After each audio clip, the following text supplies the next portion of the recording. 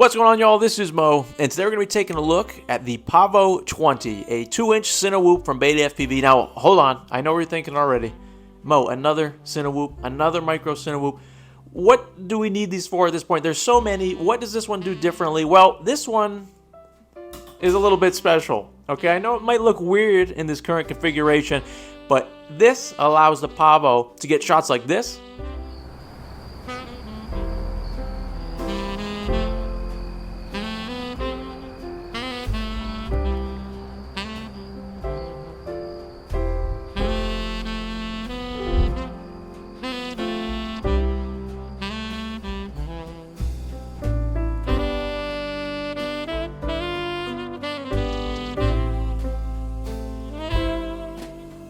And also shots like this.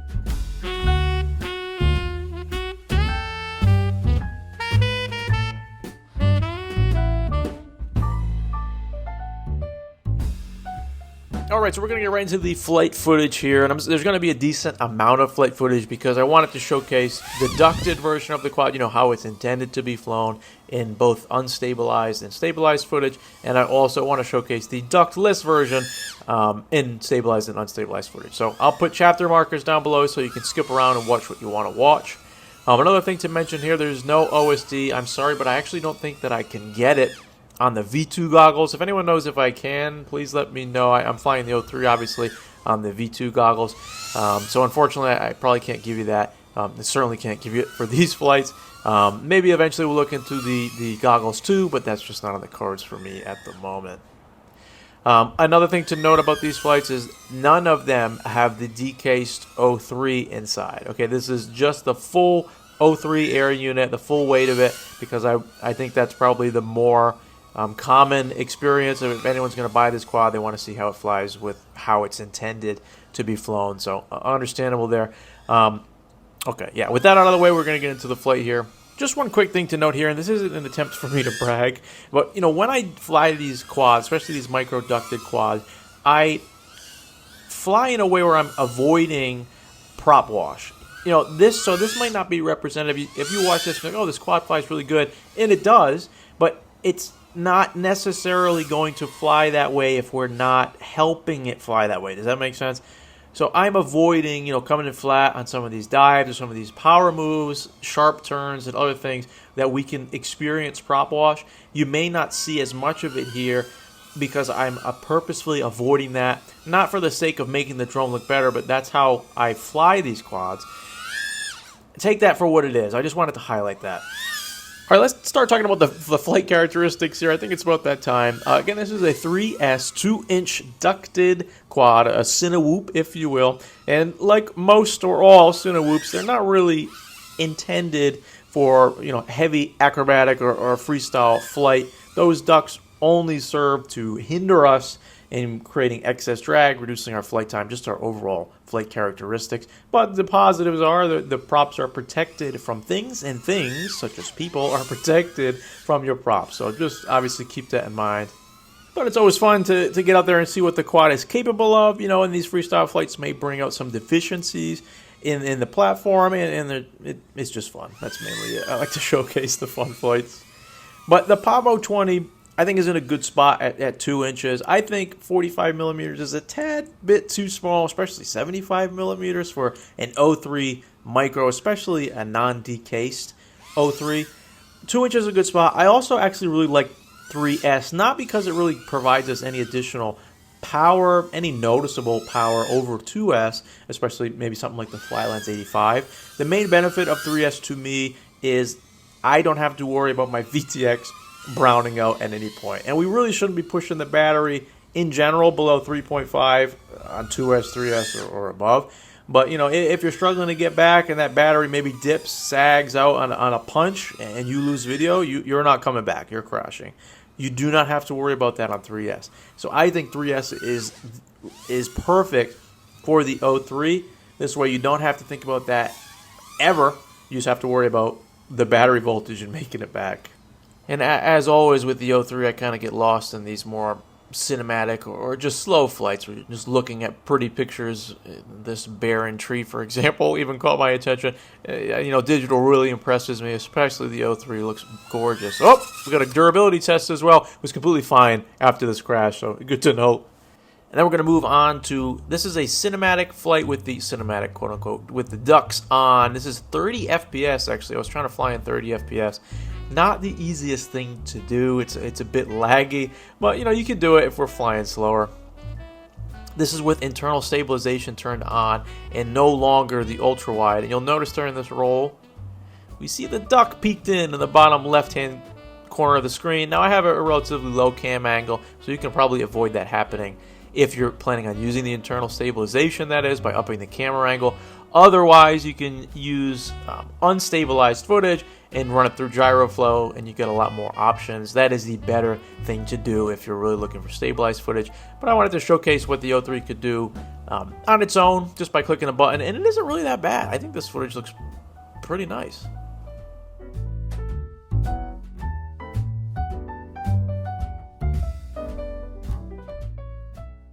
Now we're going to move on to first. This is the ductless flight, and there is stabilization on this one because I forgot to turn it off. This was intended to be my unstabilized flight with a little bit more freestyle elements in it, but what we got is a stabilized flight instead. And you'll hear some oscillations and other things from my tune, which was not quite dialed in at this point, but I've since got it dialed in, and it flies very good. This is where, obviously, I am leaning into this platform. I'm really looking for companies to start doing this, which is an ultralight 03 micro drone, no ducks. I don't want any more Cinewhoops.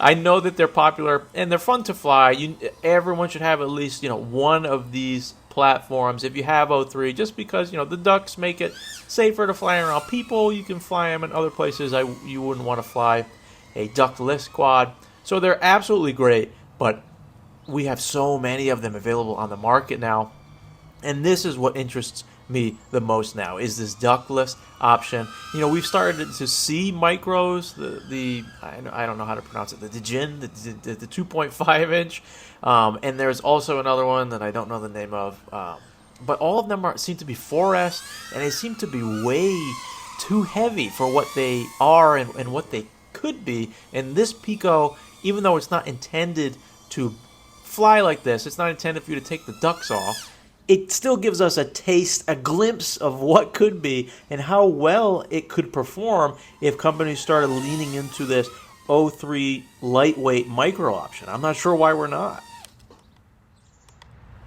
4 minutes 51 on a 550. Not too bad. So we ended up getting close to 5 minutes of flight time on a 550 battery that I was using, an R-line battery, and pretty aggressive flying as well without the decased 03. So we can expect even more flight time and even better performance with a properly decased 03 on top of this platform, which again is not intended to be flown this way. I want to issue a disclaimer here, and while I love this configuration, and this is how I'm probably going to leave it, if you do buy a Pavo 20 or a Pavo Pico with the intention of taking the ducks off and having this, ductless micro 03 quad, please be careful. Beta would not advise you to do this. This is not how it's intended to be flown. Once again, this is a high-risk, high-reward configuration, in my opinion. The frame is ultra thin. It's not meant to withstand any real crashes. The motors are also highly exposed. The props are just facing downward toward the ground. You have an expensive 03 on top, especially if you decase it, becomes even more fragile. This comes with a heap of warnings, but it flies pretty dang good in my opinion. And the push for me to do this was that there is no real options out there right now for 03 micros, especially 2-inch ultralight. You know, I'm talking about around 100 grams. We can definitely make them less, but there's nothing on the market that satisfies this need. So I had to sort of take it into my own hands. And I'm not the first to do this by any means. I've seen this done many times already. This isn't an original idea. I'm not trying to take any credit for this. But, you know, I just think that this platform needs exploring. I really do. It is, the 03 is an amazing system. Its weakness, in my opinion, is that we really didn't see it, haven't seen it yet on proper micros, and I love to fly micros. And I think if we do see it, it would be pretty popular. I don't know if there's not an interest in it because of its fragility. It's really expensive. It's kind of a niche market. I guess that's what it is. I can't really think of a reason it wouldn't be otherwise, other than maybe just design difficulties. But, you know, this flight is sort of an indication of what you can expect. And again, this isn't intended to be flown this way. And even the tune is not that good. But, man, it was flying dang good. All right, that's enough complaining out of me for at least right now. If you're interested in the Pavo 20 or this conversion, I would say stick around for a little bit. We're going to hop over to the desk. Going to go over some build tips, some issues that I ran into, and just some information in general. So I'll catch you there in a minute. All right, so here we are back at the desk. I'm not going to go over the Pavo 20 in its default configuration too much, as it's just a bind and fly, you know, it's out of the box. But one thing to note about the Pavo 20 is that it does seem a little more resilient. It seems a little more robust. The frame does, compared to the Pico, which is what we have here. You know, Pico, smaller, less material, so that kind of makes sense. One thing that I like about the Pavo 20 is this battery tray. It's like half tray, half strap, where you can fit a lot of batteries in this space and tighten them down with the strap. So it gives you more options versus a traditional tray like we have here. It really limits you. So that's one nice touch. I love to see that. One thing that the Pavo 20 does a little bit better, in my opinion, is its rubber dampeners. These screws only, I'm not sure if you can see that, they only seat in up to a very specific point, then you can't tighten them anymore. And by tightening those to that amount, you have a good amount of dampening versus the Pico, the regular Pico. You had to kind of do it yourself. It was a fine-tune situation where you had to tighten it just enough for it to be snug, but still have the dampening effect of the rubber grommets. So another good thing about the Pavo 20. What I really want to go over here is the ductless option of the Pico and the Pavo 20. You have this base frame. You see this is a put together Pico. All we do here is unscrew these 4 screws, and that pops off the duct, so you'll just have this frame sitting here. And what I did, and what I recommend you do if you wanted to do this is a Pavo Pico frame kit. It still fits on the Pavo 20. It's still got the 25 by 25 mounting here, but you have to snip off all the individual ducts. This is what I did. It's not the cleanest job either. Just close enough to the base where you're not cutting it like the supports off, and you can keep that battery tray. I'm sure there are other solutions here where you can either print something or just kind of use, you know, what you have around. But I liked this because it was designed for it. The props, you know, have clearance, just enough clearance, and we get to use something that's already made for this. Buying a Pico frame kit is fairly cheap, and you get these ducts, which again do fit. And this way you don't have to ruin your Pavo 20 ducts, because you can go back and forth. You know, you can take that off, swap that on, and you can have your typical Cinewhoop, and then you can also have a little bit more of a capable micro just by switching out these. So that's what I would recommend you do for that. Now, do I recommend the Naked 03? I don't want to say I fully recommend it, as it wasn't intended to be used with this, But if you do decide to do it, we're going to get increased flight time, better flight characteristics, overall better performance. The only issue that you're going to run into if you decide to use it is the mount is not really made for that. There's smaller dimensions with the naked 03, and this is meant for the full-sized 03, so it's going to be a little bit loose. My solution, you can deal with this a couple of different ways, even with double-sided tape or zip ties. My recommended solution and what I will be doing is this is the included mount that comes with the Pico and the Pavo 20, and it's just a harness for, I believe, the Vista. You can see that it screws into those 4 mounting points and also has the 20x20 mounting intended for a VTX. And they have this mount also available online as an STL from Thingiverse and other places, so you can actually amend this however you want or print it out as is, and that's what I'll probably be using. I would like to basically remove the 20x20 mounting holes and maybe just kind of connect this into one single piece. So just a little bit of added protection in between the naked 03 and the carbon fiber base plate there. Then you can kind of tape it or zip tie it so it won't move around too much in there. Again, this thing isn't meant to be crashed. So even if it's not completely secure, the whole setup isn't completely secure if you're going to be doing it with the naked or the ductless option. With the naked 03 is even going to be a performance increase with the ducts, so it's hard not to say you should do it. But, as long as you realize that the current mount is not made for this, you're going to have to tighten it up yourself to make sure it's secure and not moving around. Knowing that, I would say you're only going to benefit from this change. But yeah, there's not too much more to say. It's a fairly simple conversion. Again, it comes with a heap of warnings, but this is an interesting platform in that if you were to buy, again, just a spare Pico frame, you don't need to buy the board, just the Pico frame itself, you can cut that up, have this mount so you can swap out your Pavo 20, your nice ducts on the Pavo 20, and you can kind of have a hybrid thing. You can use this sometimes, use that sometimes. It's super interesting. I'm probably going to primarily keep it like this because I like it, but again, it's high risk. So that about wraps it up here for the Pavo 20. This is going to be a quick summary for those of you who jumped around. I'm going to give you everything, my ideas right here. This configuration is not for everybody. It's super fragile. It's not meant to be flown this way. If you do this, please be careful, okay? The Pavo 20 Cinewhoop is actually a really good whoop. I was surprised by it. 3S doesn't do too much for us as far as overall power is concerned. What it does do for us is it keeps this 03 from ever browning out. You're never going to get to a low enough voltage. So that's kind of a weight lifted off my shoulders when I'm thinking about these Cinewhoops. 2S sometimes can get a little bit dicey when you push it too low.